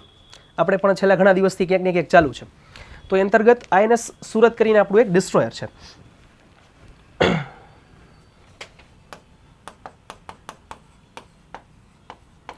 હવે આજે INS સુરત ડિસ્ટ્રોયર છે, એમાંથી આપણે એક મીડિયમ રેન્જની એક મિસાઇલ છે એનું ટેસ્ટિંગ કરેલું હતું, MRSAM. હવે આવું ઘણા સમયથી ચાલે છે. એટલે જ્યારથી આ 22 એપ્રિલના રોજ આજે અટેક થયો છે ત્યારથી ભારતે શરૂ કર્યું છે, સામે પાકિસ્તાન પણ આવું કંઈક કરે છે. અને હમણાં છેલ્લે ઉત્તર પ્રદેશમાં જે હાઈવે છે, એક્સપ્રેસ વે બનાવેલા છે, એમાં છે ને એર સ્ટ્રીપ બનાવેલી છે વચ્ચે. એટલે બહુ લાંબો એક્સપ્રેસ વે હોય ને એમાં વચ્ચે એર સ્ટ્રીપ બનાવેલી છે. કહેવાય ને કે બહુ વિચારીને, વિઝનરી બનીને. કે થયું હતું શું, 71નું વોર થયું હતું ત્યારે તમે કદાચ પેલું ભુજ મૂવી જોયું હોય તો એમાં હતું કે એ લોકોએ શું કર્યું હતું કે આપણે એર સ્ટ્રીપ આખી ડિસ્ટ્રોય કરી નાખેલી હતી. હવે તમારી પાસે પ્લેન છે એટલે કે ફાઇટર જેટ છે, પણ તમારી એર સ્ટ્રીપ એટલે કે જે તમારું કંઈ પણ આપણો એરબેઝ હોય ત્યાંથી જે એર સ્ટ્રીપ છે એ ડિસ્ટ્રોય થઈ ગઈ હોય તો પ્લેન ઉડાડો ક્યાંથી, લઈ ક્યાંથી જાઓ? એ સૌથી મોટી ચેલેન્જ હોય. તો એટલા માટે આપણે શું કર્યું કે કદાચ આઈડિયલ કેસમાં એ આપણા બધા એરબેઝ ઉપર અટેક કરી નાખે તો આપણી પાસે ઓપ્શન હોય કે કોઈ હાઈવે ઉપર એવો મજબૂત હાઈવે બનાવો, અમુક કટકો એર સ્ટ્રીપ 2-3 કિલોમીટરની, કે જ્યાં કાં તો એરક્રાફ્ટ છે એ લેન્ડ થઈ શકે અથવા તો ટેક ઓફ થઈ શકે, બંને પરિસ્થિતિ. તો આપણે જે એક્સપ્રેસ વે નવા બનાવીએ છીએ એમાં વચ્ચે વચ્ચે ઘણા બધા એક્સપ્રેસ વેમાં આવી રીતે 2-3 કિલોમીટરનો લાંબો પટ્ટો રાખીએ છીએ કે જેનો એર સ્ટ્રીપ તરીકે ઉપયોગ થઈ શકે. એટલે કે ક્યારેય પણ આવી આપાતકાલીન પરિસ્થિતિ હોય તો સેનાને સીધી તમે ઉતારી શકો બાય એર. તો એના માટેનો આ ખાસ ઇનિશિયેટિવ છે અને એનું પણ આપણે પરીક્ષણ શરૂ કરેલું હતું જે આ પરિસ્થિતિ થઈ છે એના ઉપરથી. પછી 28 નંબર ઉપર ભારતનું એક સ્ટેટિસ્ટિક આપેલો છે, એક રિપોર્ટ આપેલો છે ગરીબી રેખાનો. હવે ભારતમાંથી કેટલા લોકો ગરીબી રેખાથી બહાર આવ્યા વર્ષ 2011થી લઈને 2023 સુધીમાં, એનો આખો રિપોર્ટ છે. તો લગભગ 16% લોકો એવા છે કે જે 2011-12થી લઈને 2022-23 સુધીમાં ગરીબી રેખાથી બહાર આવ્યા છે. હવે આ એવડો મોટો આંકડો છે કે જે તમને, અને પાછો કદાચ કઈ રીતે ગરીબી રેખા ગણે છે ને એનો પણ તમને હમણાં એક વાત કરું. હવે એવું કહે છે કે જે લોકો પ્રતિ દિવસ કહી શકે કે લગભગ 20થી 30 રૂપિયાનું અથવા તો ઓવરઓલ આપણે કહીએ ને કે આખા મંથનું 6000 રૂપિયા જેટલું જો એ લોકો કમાતા હોય ને તો એને ગરીબી રેખાથી નીચે ગણતા હતા. ટૂંકમાં 6000 સુધી, 6000થી ઓછું હોય તો એ ગરીબી રેખા નહીં, અત્યંત ગરીબ કહેવાય, એક્સ્ટ્રીમ પોવર્ટી. અને જે પોવર્ટી ગણે છે એ લગભગ 10,000 રૂપિયા પર મંથ ગણે છે. તો વિચાર કરી શકો કે જે લોકોની 10,000 રૂપિયા પર મંથ ઇન્કમ નથી એ લોકો ગરીબ, અને 6,000 નથી એ એક્સ્ટ્રીમ એટલે કે અતિ ગરીબ. એમાંથી ઘણા બધા લોકો બહાર આવ્યા છે. આખો સ્ટેટિસ્ટિક બહુ લાંબો છે એટલે તમે આંકડા ખાસ જોજો, કારણ કે PDF તમારી પાસે જ છે કે કયા કયા રાજ્યમાં, ખાસ કરીને ઉત્તર પ્રદેશ, મહારાષ્ટ્ર, બિહાર, પશ્ચિમ બંગાળ અને મધ્યપ્રદેશ, આ જે 5 રાજ્યો છે એમાં ભારતની જેટલા પણ ટોટલ ગરીબ છે, એક્સ્ટ્રીમલી પુઅર અથવા તો કહી શકીએ કે એક્સ્ટ્રીમ પોવર્ટી, એના 65% લોકો આ રાજ્યમાં જ રહી છે. એટલે તમે આઈડિયલી વિચાર કરો કે 100% ભારતમાં જેટલા પણ ગરીબો છે, અતિ ગરીબ, એમાંથી 65% તો આ 4 રાજ્યોમાં જ છે, 5 રાજ્યોમાં. તો એ લોકોની પરિસ્થિતિ પણ ખૂબ સારી થઈ છે ને હવે ધીમે ધીમે આ આંકડો ઘટે છે. એટલે કે ભારતમાં અતિ ગરીબ જે લોકો છે એની સંખ્યા ધીમે ધીમે યર બાય યર ઘટે છે. સેમ ગરીબી રેખાથી પણ લોકો બહાર આવે છે. તો આ એક સારો સિગ્નલ છે કે ભારતમાં આર્થિક જે પરિસ્થિતિ છે એ લોકોની ધીમે ધીમે સુધરે છે અને જે અમીર અને ગરીબ વચ્ચેનું જે ડિવિઝન છે એ પણ ધીમે ધીમે એમાં સુધારો થાય છે. ડન. તો અહીંયા જે પેલી PDF છે એ પૂરી થઈ છે, મીન્સ આગળ એમાં કંઈ છે નહીં વધારે જે બીજા રિપોર્ટની છે. હવે નેક્સ્ટ PDFમાં આવજો. એમાં પહેલા નંબર ઉપર એમાં સરકારે એક એપ્લિકેશન શરૂ કરેલી છે સચેત કરીને. સચેત એપ્લિકેશન છે એ નેશનલ ડિઝાસ્ટર મેનેજમેન્ટ ઓથોરિટીએ શરૂ કરેલી છે. તો અગેન નામ ઉપરથી સમજાઈ જાય કે ડિઝાસ્ટર, કંઈ પણ પ્રાકૃતિક આપદાઓ આવે તો ત્યારે આ એપ્લિકેશનનો ઉપયોગ થઈ શકે. તો એપ્લિકેશનમાં આપેલું શું છે કે ડૂઝ અને ડોન્ટ્સ, ક્યારે શું કરવું જોઈએ, શું ન કરવું જોઈએ, જે 6ઠા 7માની SSની બુક્સમાં આપે છે. પણ ખાસ આનો ઉપયોગ એ છે કે જ્યારે કંઈ પણ આવી પરિસ્થિતિ થાય અને કમ્યુનિકેશન નેટવર્ક ખોરવાઈ જાય, એટલે કે ટૂંકમાં કોઈની સાથે મોબાઈલ ફોન થ્રુ કનેક્ટ ન થઈ શકે, તો આમાં એવું ફીચર છે કે જો ઇન્ટરનેટ ફેસિલિટી પણ ખાલી હોય, એટલે કે અગેન પોસિબલ નથી કારણ કે જો વાઈફાઈ જીવતું હોય તો થઈ શકે, હવે કોલિંગ નથી પોસિબલ તો ઇન્ટરનેટ કેમ પોસિબલ હોય, એટલે ક્યાંય પણ વાઈફાઈથી કે કોઈ પણ ચાન્સીસ હોય અથવા તો SOS નંબર છે એના થ્રુ, તો આ બધા થ્રુ સેટેલાઇટથી સીધો તમે કનેક્ટ કરી શકો, સેટેલાઇટ સાથે કનેક્ટ, અને ત્યાંથી કહી શકે કે સરકારના કોઈ પણ ડિપાર્ટમેન્ટ છે બચાવ કામગીરી માટે આવી શકે. અને આ એપમાં ખાસ કરીને જે ડેઇલી વેધર ફોરકાસ્ટ છે એ પણ કરવામાં આવશે ઇન્ડિયન મેટ્રોલોજીકલ ડિપાર્ટમેન્ટ દ્વારા, કે રોજનું વેધર શું છે. હવે તમે જોશો ને લગભગ આજથી 10-15 વર્ષ પહેલાં પરિસ્થિતિ એવી હતી કે IMD જે કંઈ પણ કહે ને લગભગ એના જેવું કંઈ થતું જ નહીં. એમ કે આજ વરસાદ આવશે તેથી બહુ તડકો નીકળે, હવે એની એક્યુરેસી ઘણી બધી વધતી જાય છે. જો હમણાં આપેલું છે કે 1 થી 7-8 તારીખ સુધી માવઠાની પરિસ્થિતિ છે તો આવે છે એકચ્યુઅલમાં લગભગ એવી પરિસ્થિતિ, અને બહુ એક્યુરેસી હવે સારી થઈ ગઈ છે. તો આ એક્યુરેસીથી પણ કામ બહુ સારી રીતે કરી શકે છે. બીજું છે કે આ 12 રિજનલ લેંગ્વેજમાં કામ કરે છે, કે જે કોઈ પણ રાજ્ય છે એની સ્થાનિક ભાષાઓમાં પણ આમાં માહિતી મળી રહી છે. તો એના કારણે શું થાય કે જે લોકોને બીજી ભાષાઓ નથી આવડતી, હિન્દી અને ઇંગ્લિશ, તો એ પોતાની સ્થાનિક ભાષામાં પણ આ એપ સાથે કનેક્ટ થઈ શકે. પછી 4 નંબર પર આવજો સીધા. યુનાઇટેડ નેશન્સનો એક રિપોર્ટ છે, વર્લ્ડ્સ ઇન્ડિજિનિયસ પીપલ રિપોર્ટ, એટલે કે પૃથ્વીમાં એવા લોકો જે કે મૂળ નિવાસીઓ છે. મૂળ નિવાસી કન્સેપ્ટ એટલે એવા લોકો કે જે હજી પોતાની જે જૂની રૂઢિઓ છે એની સાથે જોડાયેલા છે. ટૂંકમાં હજી વનવાસી લોકો છે કે જેઓ હજી વનમાં રહી છે અને એમનું જે કંઈ પણ આખી જે લાઇફસ્ટાઇલ છે, જીવનશૈલી છે, એ હજી એની આજુબાજુ જ છે, કે જંગલમાંથી જે કંઈ પણ પ્રોડક્ટ્સ મળે છે એ ઉપયોગ કરે છે. ટૂંકમાં જે મોડર્ન લાઇફસ્ટાઇલમાં હજી લોકો નથી આવેલા એ લોકો સાથે. તો હવે જે આ પોપ્યુલેશન છે વર્લ્ડમાં લગભગ 6% જ રહી છે. એટલે કે વિશ્વની ટોટલ જેટલી પોપ્યુલેશન છે એમાંથી માત્ર 6% લોકો એવા છે કે જે આ સમુદાયના છે, કે જે હજી આ લોકો વન્ય જે સંસ્કૃતિ છે અથવા તો વન્ય જીવનશૈલી છે એની સાથે જોડાયેલા છે. આના કારણે થાય છે શું કે એ લોકોની જે લેંગ્વેજ છે, કલ્ચર છે, એની ઉપર સૌથી મોટો પ્રોબ્લેમ છે. કારણ કે જેમ જેમ લોકો મોડર્ન થશે તો થશે શું, અત્યારે પણ પરિસ્થિતિ એવી છે. હમણાં જ થયેલું એક ઇન્સિડન્ટ કે હું વાત કરતો હતો કોઈ સાથે, તો એમને જાન્યુઆરી ટુ ડિસેમ્બર મહિનાઓ ખબર છે, પણ જે ભારતીય મહિનાઓ છે કારતકથી આસો સુધી એ ક્યારે શું આવી નથી ખબર. તો મોડર્ન થઈ તો એનો મતલબ શું? આ લિટરેસી કે આ એજ્યુકેશન કે આ ડિગ્રી PhD એનો મતલબ શું કે જ્યારે આપણને આપણા રૂટ્સ ન ખબર હોય તો આનો કાંઈ મતલબ નથી ને. ચલો મોડર્ન થાવ કોઈ વાંધો નથી, નવું કોઈ પણ વસ્તુ હોય આપણે આપણા સેલ્ફને બેટરમેન્ટ માટે બનવું જોઈએ, પણ જૂનું પણ આપણે આપણું જે છે એ તો યાદ રાખવું જોઈએ ને. તો તકલીફ આ છે કે આ લોકો જેમ જેમ મોડર્નાઇઝેશન આખું થાય છે આખા વર્લ્ડમાં, એમ એ લોકોનું જે કલ્ચર છે ધીમે ધીમે ભૂલાતું જાય છે. તો આ પણ એક ચેલેન્જ છે. હવે યુનાઇટેડ નેશન્સ આવા રિપોર્ટ બહાર પડે ને તો આપણે વાંચીને બહુ સારું લાગે કે વાહ, બહુ સારું કામ કરતું હશે, પણ આ બધું થવા દેવામાં આપણે એનો સૌથી મોટો રોલ છે. કારણ કે એનો કોઈ દેશ ઉપર કાંઈ કંટ્રોલ નથી. આ આટલા બધા યુદ્ધ ચાલે છે આખા વિશ્વમાં, યુનાઇટેડ નેશન્સનું શું આવે છે? હકીકતમાં તો હોવું જોઈએ ને કે એનો હોલ્ડ હોવો જોઈએ કે ભાઈ યુદ્ધ બંધ કરાવી શકવા જોઈએ, અથવા તો એવી પરિસ્થિતિ હોય કે થવા જ ન જોઈએ. પણ આઈડિયલ આવા બધા રિપોર્ટ બનાવવાને એ બધું હોય એમાં બહુ સારું લાગે, યુનિસેફ ને બધું. પછી 5 નંબર ઉપર satellite bus as a service. હવે આ જે ઇનિશિયેટિવ છે ને એ એના માટેનો છે કે જે કારણે આપણે સેટેલાઇટ બનાવીએ છીએ ને, ભારત હવે સેટેલાઇટમાં બહુ સારું કામ કરે છે. ટૂંકમાં સ્પેસ ટેકનોલોજીમાં આપણે પોતાના સેટેલાઇટ બનાવીએ છીએ, લોન્ચ પણ આપણે જાતે કરીએ છીએ. પણ આ જે બનાવવાના જે કોમ્પોનન્ટ્સ ને બધું છે ને, એમાં હજી આપણે ખૂબ પાછળ છીએ. કે આપણે શું કરીએ છીએ કે જે કોમ્પોનન્ટ્સ મળે ને એને ખાલી એક ભેગા કરી એસેમ્બલ કરી અને આપણે સેટેલાઇટ બનાવીએ છીએ. પણ આ જે ટેકનોલોજી છે કે જે સેટેલાઇટ રેડી કરવા માટે હોવી જોઈએ, એમાં આપણે હજી ઘણા થોડા પાછળ છીએ. તો આના જે કોમ્પોનન્ટ્સ ને એ બધું છે એના માટે સરકારે ઇનિશિયેટિવ શરૂ કરેલો છે કે જે કંઈ પણ સેટેલાઇટ હોય, એટલે આ છે શું તો structure that forms the core of a satellite, કે જે સેટેલાઇટનો મૂળ જે ભાગ છે, અથવા તો કહી શકીએ કે કોમ્પ્યુટરનું કેમ CPU હોય એને જેવી વાત, કે સેટેલાઇટ બનાવવા માટે જે મેઇન કોઈ પણ કોમ્પોનન્ટ્સ જોઈએ છીએ એ ભારતમાં બને એના માટેનો ઇનિશિયેટિવ છે કે આપણે લોન્ચ તો કરી દઈએ છીએ પણ બનવા પણ ભારતમાં જોઈએ 100%. તો ખાસ કરીને ઇનિશિયેટિવ એના માટેનો છે કે જે કંઈ પણ ભારતમાં કંપનીઝ છે એ આ ક્ષેત્રમાં આગળ આવે અને વધારે કામ કરી શકે. એના માટે સરકાર ઇન્સેન્ટિવ્સ આપે છે કે કંપનીને આર્થિક મદદ આપે, કે એમને જે ટેક્સ ફ્રી આપે થોડું ઘણું, કે આ વર્ષે તમારે 10-15% ટેક્સમાં માફી કેવું. તો એના કારણે શું થાય કે કંપનીઓ થોડીક રસ દાખવે અને આગળ વધે, જેની પાસે સારું એવું કેપિટલ છે. પછી નમામિ ગંગે જે ક્લીન કહી શકીએ કે national mission four clean Ganga છે, એને એક ટેક્સ એક્ઝમ્પશન આપેલું છે. હવે આવી કોઈ પણ સંસ્થાઓ કે ઇનિશિયેટિવ બનતો હોય ને તો એના ઉપર પણ ટેક્સ ને બધું લાગતું હોય છે. હવે એ ટેક્સના બહુ કહેવાય ને કે કોમ્પ્લિકેટેડ રૂલ્સ ને બધું છે. તો ખાલી એક તમને ક્વેશ્ચન પૂછે તો ખબર હોવી જોઈએ કે કોને હમણાં એક્ઝમ્પશન આપ્યું, એટલે કે કોને આમાંથી બહાર રાખ્યા ટેક્સમાંથી.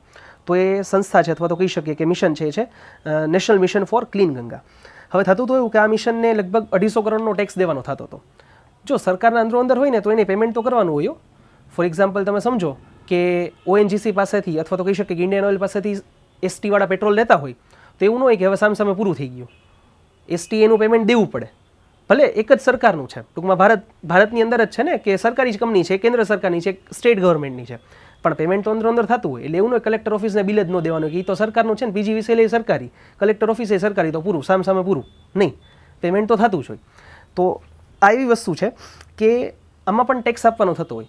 તો આ જે મિશન છે આની ચર્ચા ગયા કરંટ અફેર્સમાં આપણે કરી લીધી ગયા વીકમાં. તો એક કહેવાય ને કે એક નોબેલ ઇનિશિયેટિવ છે. તો એના કારણે આને જેમ કેમ કોઈ પણ આવી સંસ્થા હોય કે જે NGO હોય જેને ટેક્સમાંથી બાદ આપી દેતા હોય, તો એવી રીતે આ સંસ્થા છે એને પણ ટેક્સમાંથી બાકાત રાખેલી છે કે આનો સરકારે જે 250 કરોડનો ટેક્સ દેવાનો થતો હતો એ માફ કરેલો છે. એ પછી ખાસ 7 નંબર ઉપર global alliance for national human rights institutions. ભારતમાં એક સંસ્થા છે નેશનલ હ્યુમન રાઇટ્સ કમિશન. હવે આખા વર્લ્ડમાં જે કોઈ પણ દેશ હોય ને જ્યાં પણ આવી સંસ્થા હોય નેશનલ હ્યુમન રાઇટ્સ કમિશન, એને યુનાઇટેડ નેશન્સ જે સંસ્થા છે ને એ 2 કેટેગરીમાં ડિવાઈડ કરે છે, કાં તો કેટેગરી A અને કાં તો કેટેગરી B. એટલે જો એ દેશમાં એ સંસ્થાની પરિસ્થિતિ સારી હોય તો એ કેટેગરી A માં આવે ને કાં તો એ કેટેગરી B માં આવે. હવે અત્યાર સુધી ભારત છે ને એને કેટેગરી A માં રાખેલું હતું. હમણાં થોડા સમયની જે પરિસ્થિતિ છે એવું ધ્યાનમાં રાખીને એવું આ રિપોર્ટ કહી છે કે હવે ભારતને એને કેટેગરી B માં રાખ્યું છે. એટલે મેં સર્ચ કર્યું, જ્યારે પણ તમે આવો કોઈ પણ ગ્લોબલ રિપોર્ટ વાંચો ને, હમણાં થોડા દિવસ પહેલાં પાછું એવું હતું પ્રેસ ફ્રીડમ ઇન્ડેક્સ, લગભગ ગઈકાલે કે પરમ દિવસે, ભારતનો 151મો ક્રમ. હવે અહીંયા પ્રેસની ફ્રીડમ એટલી બધી છે કે સેનાનું કોમ્બેટ ઓપરેશન ચાલતું હોય ને તોય ન્યૂઝ ચેનલવાળા લાઈવ બતાવે છે કે જો અહીંયાથી આપણી સેનાના સોલ્જર્સ આવ્યા, હવે એ આ લોકોને મારશે. હવે એ બધું લાઈવ જોતા હોય. તમે કદાચ 2008નો ઇન્સિડન્ટ ડિટેલમાં વાંચશો ને, તાજ અટેકવાળો, એ લોકો આપણી ન્યૂઝ ચેનલમાંથી જોઈ અને ત્યાં ટીપ આપતા હતા ત્યાંના આતંકવાદીઓને, હવે સોલ્જર્સ અહીંયાથી આવે છે, અહીંયાથી આવે છે.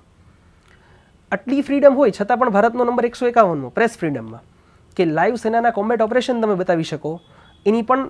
અને એના ઉપર જો સરકાર બેન લગાવે ને એક દિવસનો તો એ લોકો હા હોકારો કરવા માંડે કે હાય અમારી જે ફ્રીડમ છે ને એ જતી રહી છે, હવે તો ભારતમાં કોઈ ફ્રીડમ જેવું રહ્યું જ નથી. પણ તમે દેશ માટે નેશનલ સિક્યુરિટી માટે થ્રેટ બનો છો અને છતાંય પછી તમે એમ કહો છો કે અમારા જે કહી શકે કે હ્યુમન રાઇટ્સ છે અથવા તો કહી શકે કે અમારા બેઝિક રાઇટ્સ છે એ છીનવાય છે, પ્રેસ ફ્રીડમ નથી ભારતમાં, તો બહુ તકલીફવાળું છે. એટલે ખાસ આવા રિપોર્ટ આવે ને કે જ્યાં ભારતનું નામ સાવ છેલ્લે હોય ત્યારે ખાસ ડિટેલમાં સ્ટડી કરવું. હું એવું નથી કે તો દર વખતે ખોટું હશે, પણ તમને કંઈક તો નવું મળશે.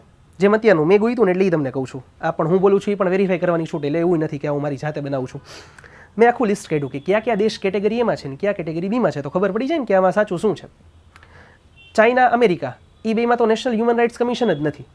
કે જે અમેરિકા આખી દુનિયાને લોકશાહી, હ્યુમન રાઇટ્સ આ બધાની શિખામણો આપે છે ને, ત્યાં હ્યુમન રાઇટ્સ કમિશન જ નથી. એટલે એ કે બી કેટેગરીનો વારો જ નથી આવતો ક્યાંય. એ કેટેગરીના અમુક દેશના નામ બોલું છું: ઇરાક, પાકિસ્તાન, અલ સાલ્વાડોર. આ દેશો એ કેટેગરીમાં આવે છે કે જ્યાં પાકિસ્તાનમાં 10% હિન્દુ પોપ્યુલેશન અને શીખ પોપ્યુલેશન હતી ને 1947માં, અત્યારે 0.01% થઈ ગઈ છે. એ હ્યુમન રાઇટ્સમાં એ કેટેગરીમાં છે અને ભારત બી કેટેગરીમાં છે. એટલે વિચાર કરી શકો. અલ સાલ્વાડોર એવો દેશ છે કે જ્યાં દુનિયાના સૌથી વધુ ખૂંખાર ગેંગસ્ટર્સને બધા છે. એ લોકોની એક અલગ જેલ બનાવેલી છે, યુટ્યુબ ઉપર તમે જોજો અલ સાલ્વાડોરની. એવા ખૂંખાર લોકોને રાખેલા છે, ટેટુવાળા. તમે જોશો ને તમને આમ અલગ લાગશે કે આ આપણી દુનિયાના જ છે કે ક્યાંક એલિયન્સ આવેલા છે. એ લોકો પણ એ કેટેગરીમાં.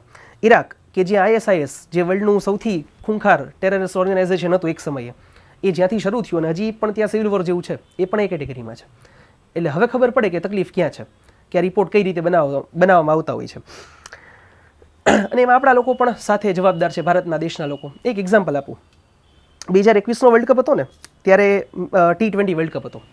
ભારતની ક્રિકેટ ટીમે બ્લેક લાઇવ્સ મેટરના નામે કાળી પટ્ટીઓ પહેરીને ક્રિકેટ રમવા ઉતરેલી હતી પાકિસ્તાનની સામે. બ્લેક લાઇવ્સ મેટર પ્રોબ્લેમ થયો હતો અમેરિકામાં, જ્યાં એક જ્યોર્જ ફ્લોઇડ નામનો એક વ્યક્તિ હતો જેને એ બ્લેક હતો, કારણ કે અમેરિકામાં રેસિઝમ છે. જેમ એ લોકો આપણી ઉપર આરોપ લગાવે છે ને કે અહીંયા કાસ્ટિઝમ છે, તો ત્યાં રેસિઝમ છે, એટલે કે બ્લેક અને વ્હાઇટ સ્કિન ટોન ઉપરથી જજ કરે છે.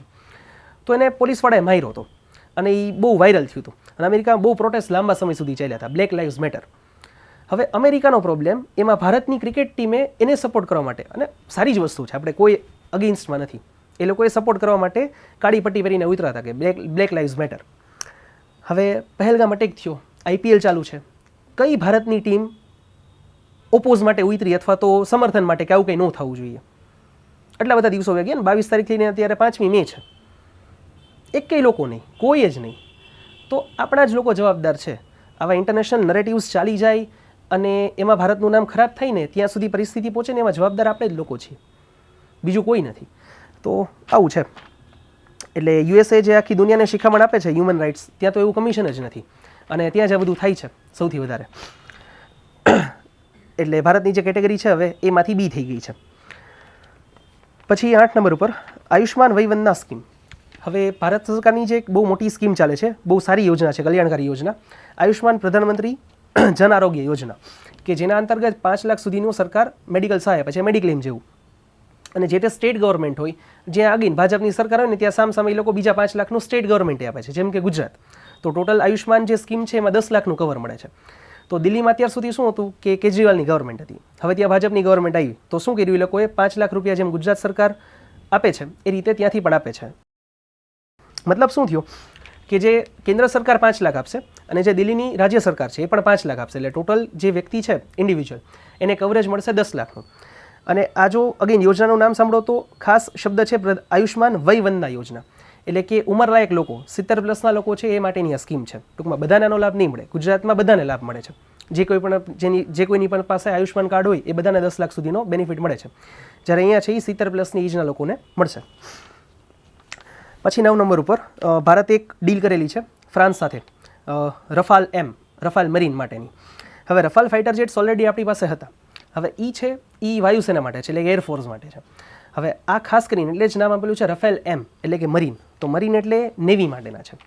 હવે આપણી પાસે 2 એરક્રાફ્ટ કેરિયર છે. એરક્રાફ્ટ કેરિયર એટલે જેની ઉપર એરક્રાફ્ટ રહી શકે અને ઉડાડી શકાય, ટેક ઓફ લેન્ડ કરી શકાય.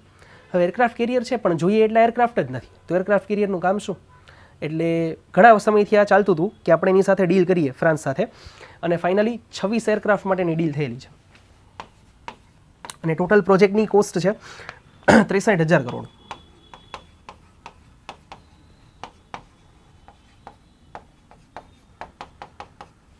એટલે લગભગ એક રાફેલ છે ને 2400 કરોડનું પડશે, એક ફાઇટર જેટ. આની પહેલાં જે આપણે 36 રાફેલ લીધા હતા ત્યારે જે ડીલ હતી લગભગ 59,000 કરોડની હતી, એટલે એ લગભગ 1600 કરોડનું એક પડ્યું હતું. હવે આપણને ક્વેશ્ચન થાય કે તો એટલો બધો ભાવ કેમ? તો એની સાથે એના ફીચર્સ છે, અને જે જૂની ડીલ હતી એ 2016માં કરી હતી, 9 વર્ષ થઈ ગયા છે. ખાસ કરીને બીજું હવે એ પણ થાય કે જે જૂના રાફેલ છે એને આપણે સીધા ઉપયોગ ન કરી શકીએ, તો નહીં, કારણ કે નેવી માટે જે વાત કરીએ એમ કે એરફોર્સ છે તો એની પાસે એરબેઝ હશે, તો એના માટે કહી શકે કે રનવે ખૂબ મોટો હોય તો કોઈ પણ એરક્રાફ્ટ જે છે એ ત્યાંથી ટેક ઓફ કે લેન્ડ થઈ શકે. જ્યારે એરક્રાફ્ટ કેરિયરની સૌથી મોટી લિમિટેશન હોય કે એક લિમિટેડ કહી શકીએ કે એર સ્ટ્રીપ, કે જેની ઉપરથી પ્લેનને ટેક ઓફ અને લેન્ડ કરાવવાનું હોય. તો એના માટે ઘણા બધા અલગ ફીચર્સ જોઈએ કે જે નોર્મલ રેગ્યુલર જે કોઈ પણ ફાઇટર જેટ્સ હોય એમાં ન હોય, તો એને ઘણા બધા ફીચર્સ એડ ઓન કરવા પડે. તો એ લઈ અને પાછા એમાં ફીચર્સ એડ ઓન કરીએ, એટલે કે નવી વસ્તુ છે એમાં પાછું તોડફોડ કરી નવી એને બીજા ફીચર્સ આપીએ, એના કરતાં તો નવી વસ્તુ એના માટે સ્પેસિફિકલી લેવી સારી. બીજું રીઝન એ છે કે આપણી પાસે ઓલરેડી એરક્રાફ્ટની શોર્ટેજ છે, તો જે જૂના રાફેલ છે એને જ આપણે આમાં યુટિલાઇઝ કરીએ તો પણ કાંઈ મતલબ નથી, તો પાછી ત્યાં શોર્ટેજ થાય. તો એના માટે આપણે એક અલગથી આ ડીલ કરેલી છે. અને આ ડીલ સ્પેસિફિકલી ફાઇનલ અત્યારે શું કામ કરી? જો આ ડીલ ચાલતી હતી લગભગ 2-3 વર્ષથી. હું જે દિવસનો સાયન્સ એન્ડ ટેક ભણાવું છું તે દિવસનો વાત કરું છું, રાફેલ એમ લેવાના છે, 3 વર્ષ થઈ ગયા એ વાતને, પણ ફાઇનલ ડીલ અત્યારે થઈ. હવે જો ડિફેન્સ માટે સૌથી મોટો ચેલેન્જ એ હોય કે તમે ડીલ આજે કરી નાખીને તો કાલને કાલ રફેલ ન આવી જાય. આ બાલાજીનું વેફરનું પેકેટ નથી કે આજે ઓર્ડર કર્યું કાલ આવી ગયું. આજે ઓર્ડર કર્યું, પેમેન્ટ ધીમે ધીમે આપશો ને, પેલું રફેલ આવશે 2028માં, 3 વર્ષ પછી. કારણ કે એરક્રાફ્ટ રેડી ન પડ્યા હોય, તમે ઓર્ડર આપો પછી બનાવે. કંઈ ગુલ્ફી કે આઈસ્ક્રીમ તો છે નહીં કે એની પાસે સ્ટોક પડ્યો હોય તમે જાવ એટલે આપી દઈ જોઈએ એટલા, તો કંઈ મતલબ જ ન રહી ને. એટલે રફેલ જે 26 આવશે એ 26ની ડિલિવરી પૂરી થશે 2030 સુધીમાં. સેમ ઓલા રફેલમાં એવું થયું હતું, આપણે પેમેન્ટ કર્યું, બધી ડીલ ફાઇનલ થઈને પછી 2021 પછી કોરોના પછી આવવાના શરૂ થયા હતા, અને ફાઇનલી 5-5ના કટકે આપે, દર 6 મહિને 5-5 આપતા હતા, 6-6 આપતા હતા, એ રીતે પૂરા થયા છે. તો આ પણ જે રફેલ આવશે 2028થી શરૂઆત થશે અને 2030 સુધીમાં ટોટલ 26ની ડિલિવરી થશે. એમાં જે ટોટલ 22 એરક્રાફ્ટ છે એ સિંગલ સીટર છે, અને 4 એરક્રાફ્ટ છે એ ટ્વિન સીટર છે. ટ્વિન સીટર એટલે હોય કે એ ટ્રેનિંગ માટેના હોય, કે આગળ જે છે એ ટ્રેનર, ટૂંકમાં જે પર્સન છે ટ્રેનિંગ છે એ બેસે ને પાછળ એનો ટ્રેનર બેસે ટ્રેનિંગ માટે.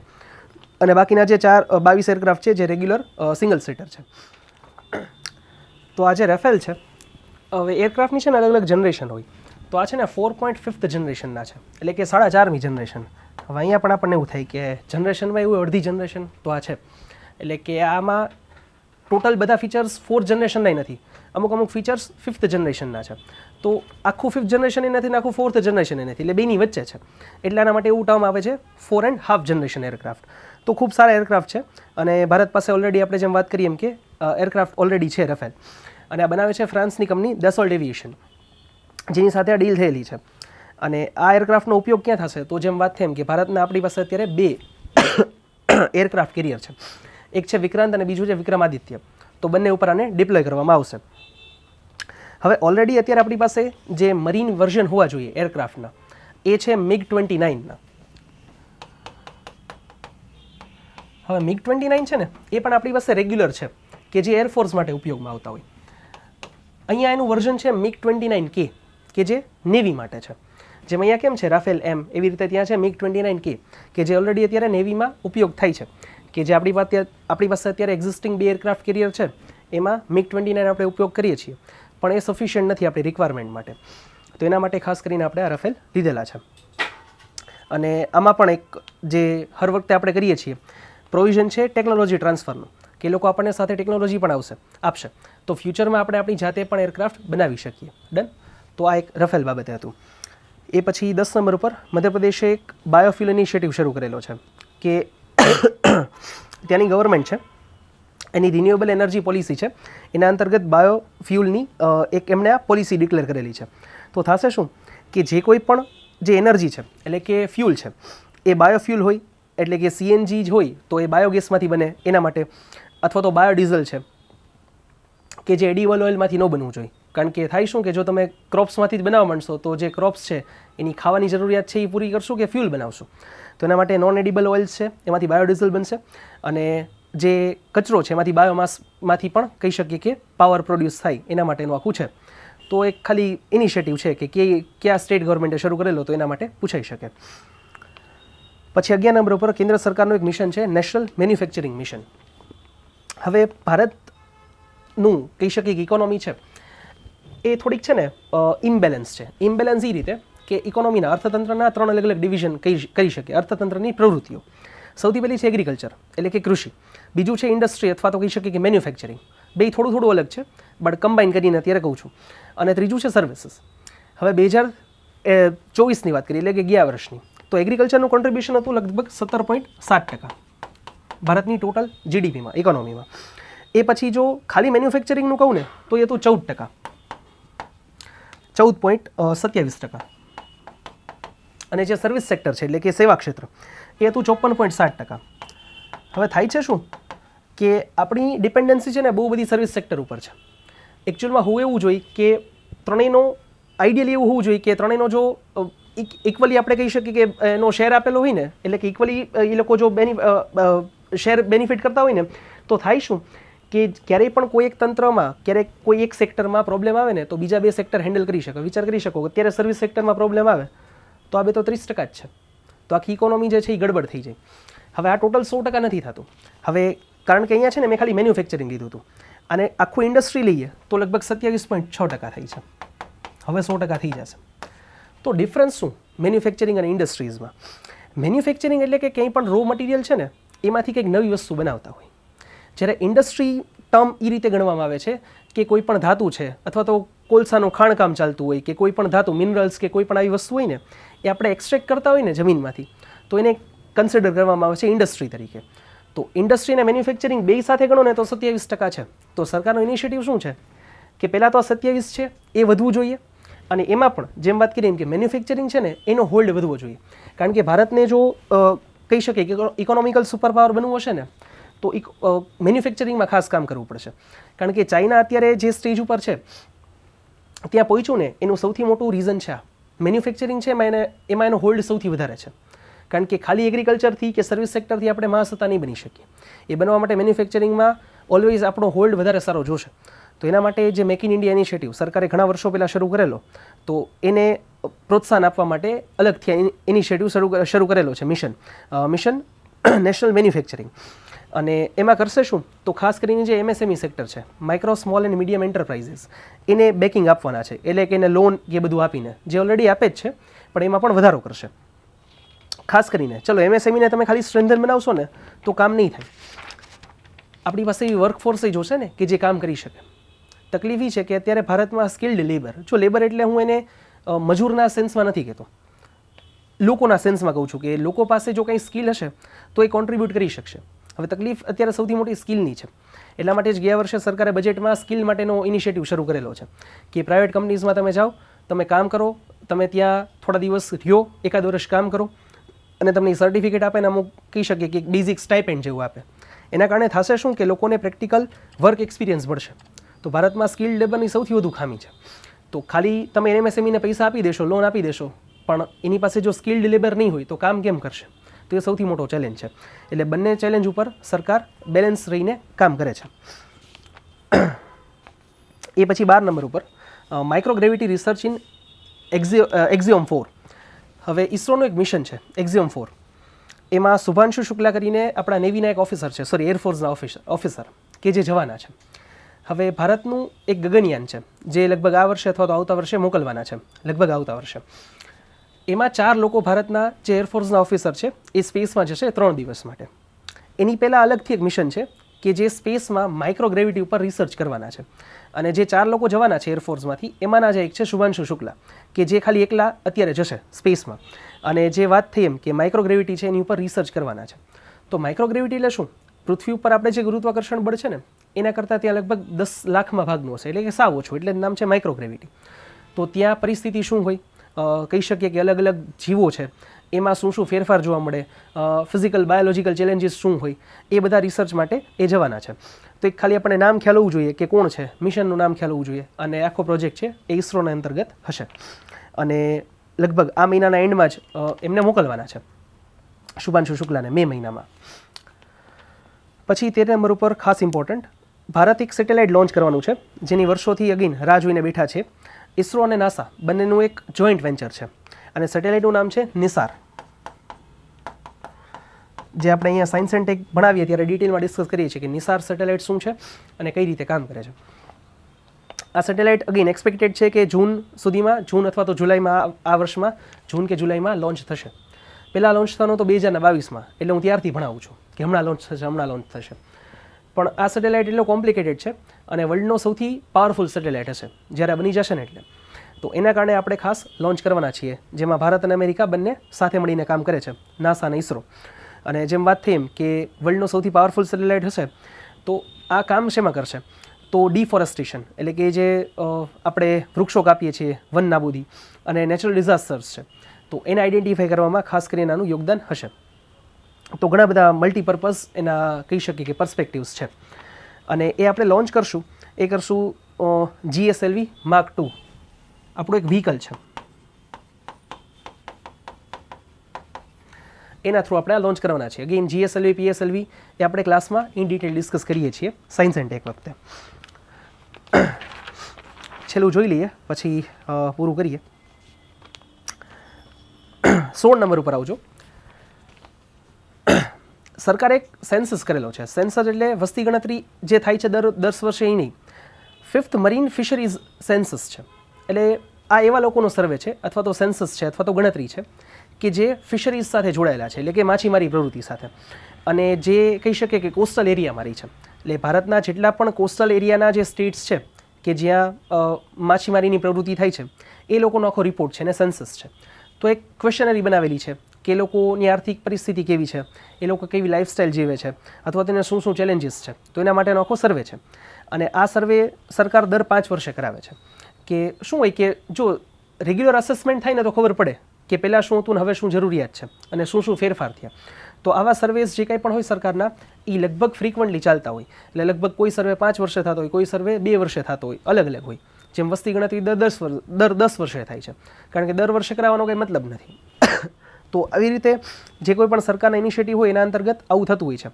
તો થશે શું કે એ લોકોની ફેમિલીમાં કેટલા મેમ્બર્સ છે એ જાણકારી મળશે. એટલે આનાથી અલ્ટિમેટ આંકડો એ મળે કે કેટલા % પોપ્યુલેશન ભારતમાં ડિપેન્ડન્ટ છે ફિશરીઝ ઉપર, આ પ્રવૃત્તિ ઉપર. બીજું છે કે જે વિલેજ એરિયાઝમાં રહી છે અથવા તો ટૂંકમાં શહેરી વિસ્તારમાં રહી છે કે ગ્રામ્ય વિસ્તારમાં, એ ખબર પડશે. એની સાથે એમની પાસે કઈ કઈ સુવિધાઓ છે, કે બોટ છે, એની સિવાયના કયા કયા સાધનો છે, કોલ્ડ સ્ટોરેજની ફેસિલિટી અવેલેબલ છે કે નહીં. તો એનાથી સરકારને કંઈક નવા ઇનિશિયેટિવ શરૂ કરવાની ખબર પડે. તો એના કારણે આ પણ એક પાર્ટ હશે એનો. અને જે ગયા વખતે જે છેલ્લો સેન્સસ થયો હતો 2016માં, એ પછી થવો જોઈએ એકચ્યુઅલમાં 2021માં, પણ નથી થઈ શક્યો. તો ત્યારે લગભગ 3477 ફિશિંગ વિલેજીસ આઈડેન્ટિફાઈ કરેલા હતા. કે 3477 ગામડાઓ એવા છે ભારતમાં આખા કોસ્ટલ એરિયામાં કે જ્યાં લગભગ આખી પોપ્યુલેશન આ વ્યવસાયમાં છે. તો એના કારણે શું હોય કે સરકાર એમના માટેની અલગથી યોજનાઓ જાહેર કરી શકે. જેમ કે સરકારે એક યોજના જાહેર કરેલી છે ભૂતકાળમાં એમના માટે, પ્રધાનમંત્રી મત્સ્ય કિસાન સમૃદ્ધિ સહાય યોજના. તો આના અંતર્ગત છે શું કે જે કોઈ પણ ફિશરીઝ સાથે જોડાયેલા છે એમને સરકાર એક બેઝિક એક અમાઉન્ટ આપે છે ડાયરેક્ટ બેનિફિટ ટ્રાન્સફરથી એમના ખાતામાં, જેનાથી એ લોકોને હેલ્પ થઈ શકે. અથવા તો ક્યારેય નેચરલ ડિઝાસ્ટર આવી હોય તો એમની હોડીને કે કંઈ પણ નુકસાન થતું હોય સાયક્લોનમાં કે એમાં, તો એમને સીધી મદદ થઈ શકે. તો તમારી પાસે ડેટા હોય કે કોણ આ પ્રવૃત્તિમાં છે તો તમે કંઈક મદદ આપી શકો ને. જો સરકાર પાસે માહિતી જ ન હોય તો એ હેલ્પ કઈ રીતે કરી શકે. તો એના કારણે જે છે સરકાર આખો આ સેન્સસ કરાવતી હોય છે અને એમને આવી રીતે જે યોજનાઓ છે એમનો લાભ મળતો હોય છે. અને આ જે સેન્સસ છે લગભગ ડિસેમ્બર મહિના સુધીમાં પૂરો થશે. કારણ કે વિચાર કરી શકો કે પૂર્વથી લઈને પશ્ચિમ બંને છેડા ઉપર આખા કોસ્ટલ એરિયા છે ત્યાંના બધા લોકોમાં એનો સર્વે કરાવવાનો છે, એટલે એક થોડોક લાંબો સમય માગી લે એવી પ્રવૃત્તિ છે. તો અહીંયા સુધી આ વખતનું કરંટ અફેર્સ રાખીએ. વિડીયો કેવો લાગ્યો એ ખાસ જણાવજો. વિડીયોને લાઇક અને ચેનલને સબસ્ક્રાઈબ કરવાનું ભૂલતા નહીં અને વિડીયોને આપણા મિત્રો સુધી પણ જરૂરથી પહોંચાડજો. Thank you.